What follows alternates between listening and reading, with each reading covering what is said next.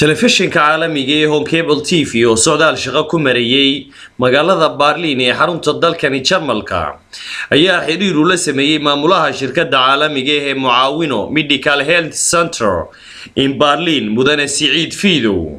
oo isagu ah sarkaal sare oo caafimaad oo takhasuskiisu yahay anesthesia iyo weliba intensive medicine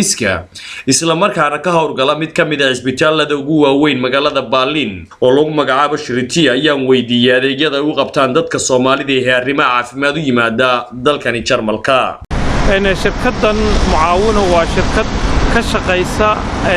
dhinaca caafimaadka oo dadka Soomaalida ah ee dhibaataysan aad iyo aad u gacan qabata waxaanan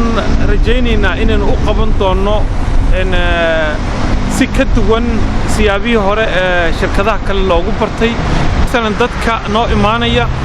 waxa aynu dejinaa meelo kala duwan midalan dadka familka isla socda waxaan u fududeynaa